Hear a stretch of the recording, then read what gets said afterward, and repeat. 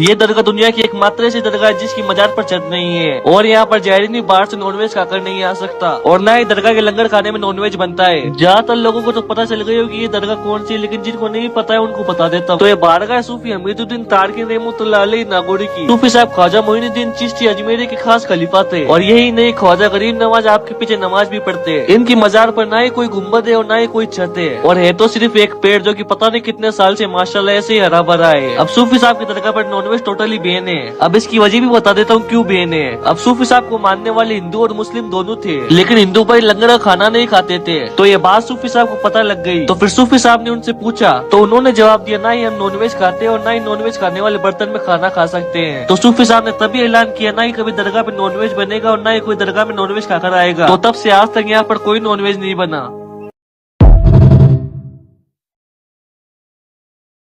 کسی کو مت بتایا کرو کیا پرابلم ہے، کوئی کچھ نہیں کر سکتا۔ دنیا والے مذاق اڑاتے ہیں، آپ کسی کو جا کر کہتے ہیں نا میرا یہ پرابلم ہے، میرا یہ مسئلہ ہے، آپ حل کر دیں، حل نہیں کرتے، پیچھے جا کے باتیں کرتے ہیں۔ آیا تھا میرے پاس، بڑا پریشان تھا، اس کا تو یہ مسئلہ تھا، اس کا تو یہ مسئلہ تھا۔ تو کیوں بتاؤں کسی کو یار میرا مسئلہ؟ جس رب کائنات نے مسئلہ حل کرنا ہے، جو مسبب الاسباب ہے، جو شافع الامراض ہے، جو دنیا کو نواز رہا ہے، بیٹھ جاؤ نا اس کے گھر میں۔ آ گیا ہوں یا اللہ تیرے گھر میں، پریشان ہوں، تھک گیا ہوں مولا، دنیا بھر کے دھکے کھا لیے، مسئلہ حل نہیں ہوا کریم، اب تیرے گھر میں آ کر بیٹھ گیا ہوں، اور تو میری ماں سے زیادہ مجھے چاہنے والا ہے۔ اے اللہ بس میری جھولی بھر دے۔ باتیں کرو اللہ سے، دل کی باتیں کرو۔ اگر اللہ کے دین کے لیے، اسلام کی سربلندی کے لیے، عظمت قرآن کے لیے، پیغمبر کی ناموس پر پہرا دینے کے لیے، اسلام کی آبرو بچانے کے لیے، اسلام کا جھنڈا لہرانے کے لیے اگر تمہیں اللہ کے دین کے راستے میں موت آ گئی تو غم نہ کرنا۔ اللہ کے قرآن نے کہا وَلَا تَقُولُوا لِمَن يُقْتَلُ فِي سَبِيلِ اللَّهِ أَمْوَاتٌ بَلْ أَحْيَاءٌ عِندَ رَبِّهِمْ يُرْزَقُونَ۔ جو اللہ کے دین کے لیے مرتے ہیں وہ زندہ ہو جاتے۔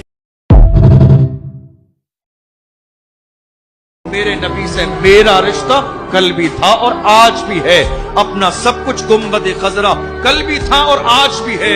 بتلا دو گستاخ نبی کو غیرت مومن زندہ ہے، ان پہ مر مٹنے کا جذبہ کل بھی تھا اور آج بھی ہے۔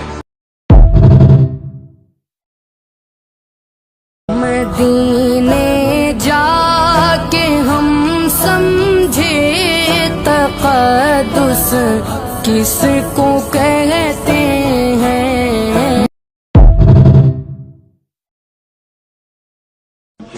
اور الحمدللہ ہماری ماؤں نے بچپن سے ہمیں حسین کو ہی سنایا ہے، یزید کو نہیں۔ اس لیے آج اگر کسی تخت پر یزید بیٹھا ہو تو ہمیں ڈر نہیں لگتا اس بات کا کہ وہ گردن اڑا دے گا، ہمیں اس بات کا خوف نہیں لگتا کہ پھانسی پر چڑھا دے گا۔ ہمیں اس بات کا یقین ہے کہ اگر ہمارے ٹکڑے بھی ہو جائیں گے تو انشاءاللہ ہماری روح کربلا ضرور پہنچے۔ امام حسین کے ساتھ قیامت کے دن اٹھائے جائیں گے، حق بات کرتے ہوئے اگر دنیا سے جائیں۔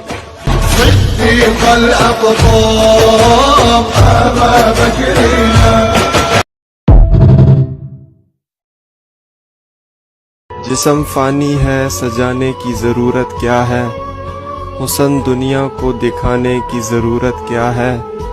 ایسے اعمال کرو کہ روح سے خوشبو آئے، عطر کپڑوں پہ لگانے کی ضرورت کیا ہے۔